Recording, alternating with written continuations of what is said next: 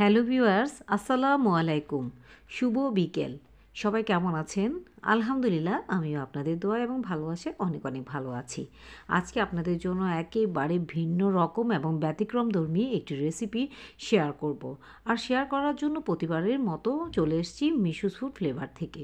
তো আজকের এই ভিন্নতর রেসিপিটি হলো মিষ্টি কুমড়োর শাকের যে ডাঁটা রয়েছে, এই ডাঁটা দিয়ে মজার একটি বিকেলের নাস্তার জন্য রেসিপি তৈরি করা হয়েছে। তো আপনারা অবশ্যই ভিডিওটি স্কিপ না করে পুরোটি দেখুন, তাহলে আমরা সরাসরি চলে যাচ্ছি এখন কিচেনে।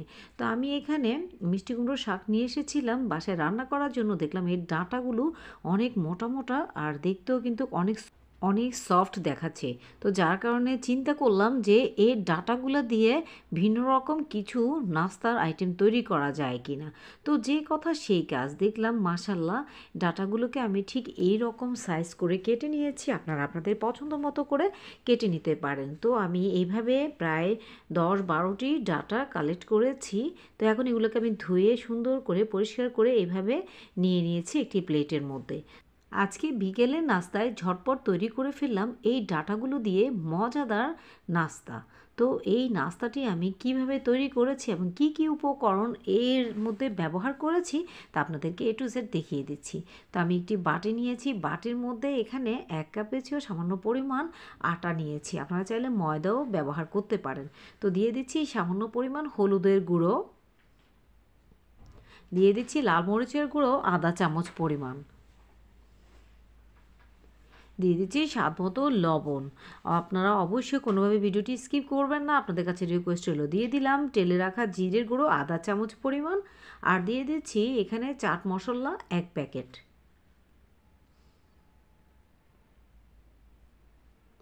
এখন এখানে আমি ফোস্টার ক্লার্কের বেকিং পাউডার ইউজ করব আধা চামচ পরিমাণ।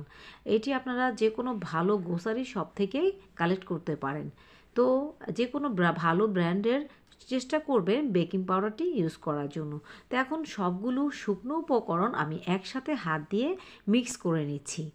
এখন এর মধ্যে আমি ডিমের সাদা যে অংশটি আছে, সাদা অংশটি কিছুটা এর মধ্যে দিয়ে দিচ্ছি এবং কুসুম গরম পানি দিয়ে আমি একটি সুন্দর বেটার তৈরি করব।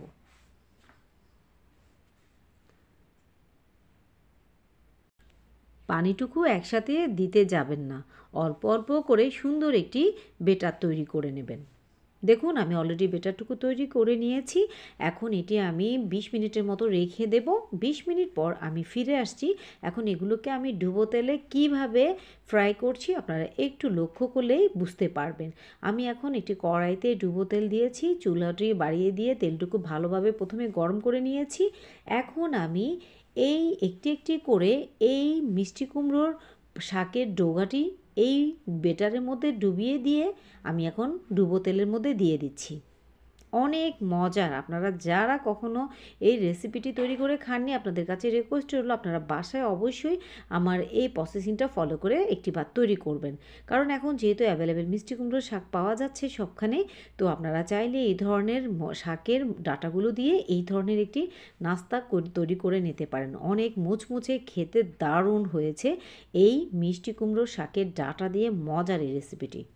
বিকেলের নাস্তার জন্য একেবারে খুবই অল্প সময়ে তৈরি করা হয়েছে এই নাস্তাটি। তো আমার ছেলে তো অলরেডি অনেক খুশি হয়েছে এই ধরনের একটি ক্রিস্পি মুচমুচে নাস্তা দেখে। তো আমি এক পাশ হয়ে যাওয়ার পর আমি উল্টে দিয়েছি। এখন আমি অন্য পাশটিও কিন্তু খুব ভালোভাবে এটাকে একটু ফ্রাই করে নেব। দেখুন অলরেডি কিন্তু আমার এটি হয়ে গিয়েছে। যেহেতু ডাটাটি অনেক নরম ছিল তাই বেশিক্ষণ সময় লাগেনি। আমি এখন তেলটুকু ভালোভাবে সেঁকে তারপর এটি উঠিয়ে নিচ্ছি। এখন আমি একটি প্লেটে টিস্যু পেপার বিছিয়ে এগুলোকে একটু সাজিয়ে নেব পরিবেশনের জন্য।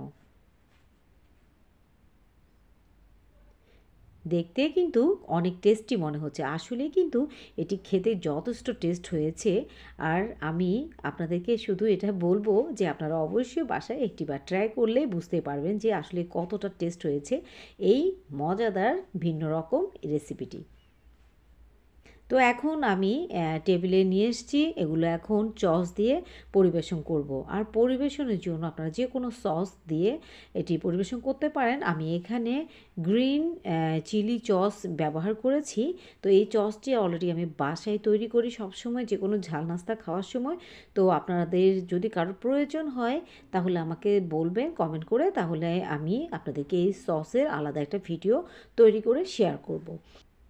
এখন আমি একটি আপনাদেরকে হাতে নিয়ে দেখিয়ে দিচ্ছি, অনেক সফট হয়েছে। এখন আমি এটি গ্রিন চিলি সস দিয়ে পরিবেশন করছি। কি বলবো, যথেষ্ট ইয়ামি হয়েছে।